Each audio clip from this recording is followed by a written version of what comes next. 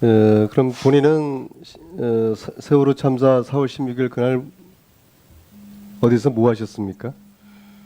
예, 그 전날 야간 당직을 했기 때문에 집에 가서 쉬었습니다. 텔레비전 보셨죠? 봐도 늦게 봤습니다. 언제 알았습니까? 세월호 참사를. 세월호 참사를 언제 알았습니까? 16일 날 저녁 때 알았습니다. 하루 종일 잤습니까? 저희 가면은 근무 교대하고 내려가면은 잡무 처리하고 그렇게 하고 그 퇴근을 합니다. 몇 시 퇴근합니까? 교대는 8시 반에 하는데 밑에 사무실 내려가 가지고 샤워하고 또 그 잡무 처리하고 그러면 집에 가면은 거의 점심때 정도 됩니다. 이미 세월호 참사가 발생했을 때인데요. 예, 그때는 알지 인식을 못하고 숙면을 취했습니다. 아니, 이미 세월호 참사가 이미 발생을 했어요. 주무시기 전에. 그러니까 의원님 그 내려가서 샤워하고 이렇게 잡무 처리하고 집에 도착하면 점심때 정도 된다. 그 사이 그럼 어느 누구도 세월호 참사에 대해서 이야기해 준 사람이 없었습니까? 예, 그 당시에는 없었습니다. 청와대 경호실 직원 맞습니까? 위원님 그 근무 교대해 자, 가지고 국가 재난 사고가 발생되었는데 아무도 본인한테 그런 이야기 해준 적이 없다. 집에 가서도 사모님이 이야기 안 해줬습니까? 예, 그렇습니다. 집에 가면은 집 사람이 없습니다. 혼자 사세요? 아닙니다. 일하고 있습니다. 사모님이 전화라도 안 해주세요? 제가 자는 걸 알기 때문에 전화를 안 해줍니다. 아니 오전 중에도 이동하는 동안에도 전화 안 하시고? 예, 통화 못했습니다. 자, 아무튼 청와대 경호실 직원이 특히 대통령을 직원거리에서 관저 경호를 하고 있는 경호실 직원이 세월호 참사를 하루 종일 몰랐다. 그 이야기를 국민들 믿으실까요? 자, 보안소님 차에서 내려서 관저로 걸어가죠. 위원님 아까 말씀드렸지 제가 아는 거는 김상만 자문위밖에 아니 그러니까 자, 보안소님 차에서 내려서 관저로 예, 들어가죠. 예, 그렇습니다. 근데 관저로 들어가는 보안소님의 얼굴은 아무도 모른다. 그 말씀이죠. 김상만 의원은 압니다. 최순실은 모른다. 못 봤습니다. 그런 거죠. 예, 그렇습니다. 안 본 겁니까? 못 본 겁니까? 최순실 들어갈 때 눈을 감고 있습니까? 그러지 않을 거 아닙니까? 제 근무 시간에는 들어오지 않았습니다. 2년 동안에 한 번도 못 봤어요? 예, 그렇습니다. 다른 보안소님도 아무도 못 봤어요?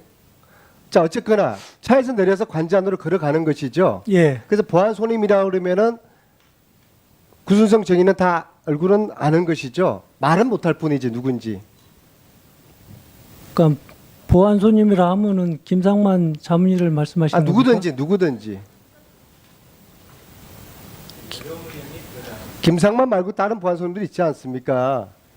그러니까 제가 그 사람들은 못 보고 김상만만 본 이유는 뭘까요? 그때 의무실장하고 동행을 했기 때문에 압니다. 그리고 또 제가 근무하는 타임에 오셨기 때문에 제가 알고요. 2개월도 아니고 2년 동안에 다른 보안소님은 아무도 못 봤다는 게 예, 그렇습니다. 믿어지지가 않습니다. 자, 노승일 참고인. 자, 독일 하이델베르크에서 최순실이가 저녁을 먹고 나오면서 최순실이가 박 대통령에 대해서 언급한 이야기를 들었죠. 네, 맞습니다. 최순실이가 뭐라고 하던가요?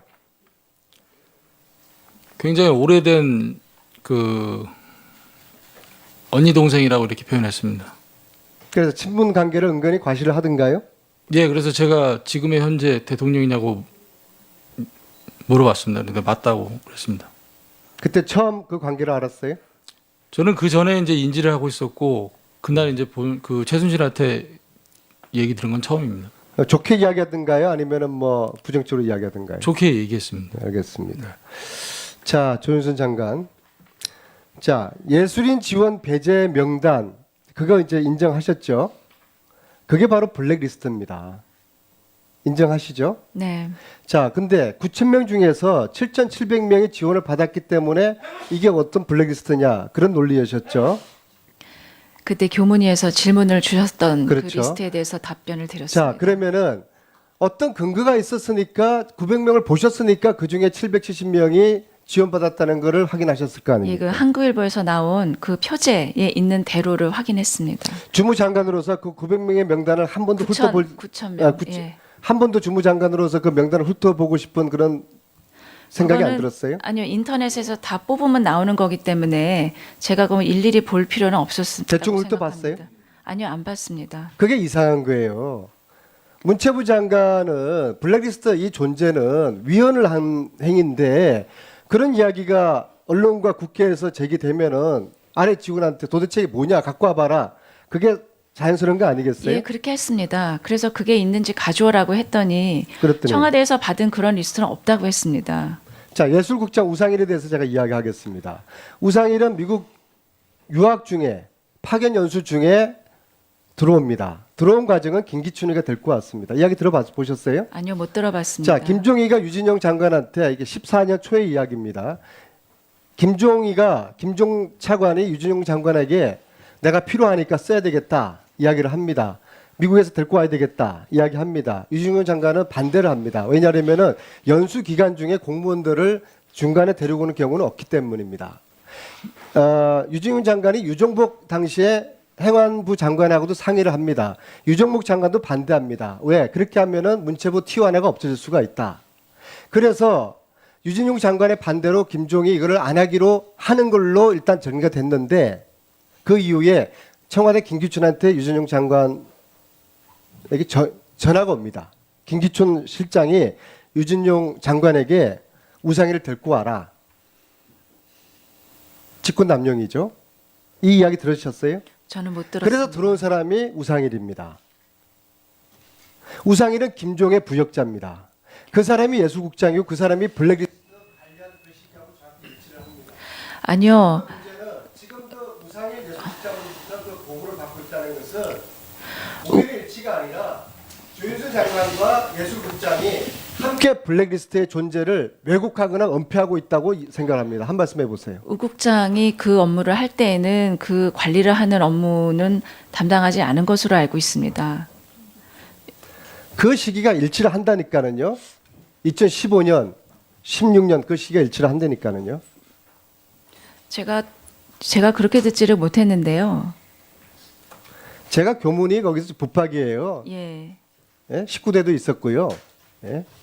그렇게 못 들으면 허위 보고를 받으셨거나 본인이 이거를 일부러 이렇게 모르는 척 하시는 거죠. 자, 우상일이가 그렇게 해서 아주 이례적으로 문체부로 다시 들어옵니다. 김종희가 그런 식으로 불렀어요. 김기춘한테 소위 말하는 쓰리쿠션을 넣어가지고 그래서 유진용 장관이 김종을 굉장히 싫어하게 되는 계기가 결정적으로 되는 겁니다. 항명인 거 아니겠습니까? 장관이 안 된다고 했는데 청와대 비서장 통해가지고 장관한테 압력을 가한 겁니다. 따라서 님 제가 그런 구체적인 상황은 잘 알지 못하고 있었습니다. 부역자가 지금 예술국장으로 있고 그 예술국장은 블랙리스트를 지금 관리를 하고 있으니까 이 사실이 지금 이렇게 왜곡되어 있는 거예요. 예, 마지막으로 묻겠습니다. 박근혜 대통령을 존경합니까? 의원님 제가 그 대선과 청와대에서 그 모시고 뵀던 그런 때 가졌던 마음은 지금 의원님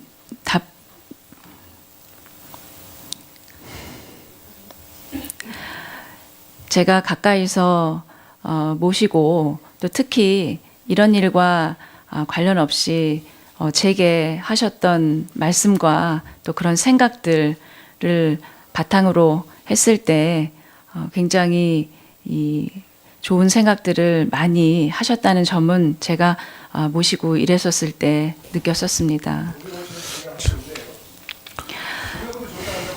제 안민석 의원의 조윤선 정인에 대한 질문은 지금 이제 시청자들 이 마이크가 꺼진 관계로 무슨 질문을 했는지 잘 모릅니다.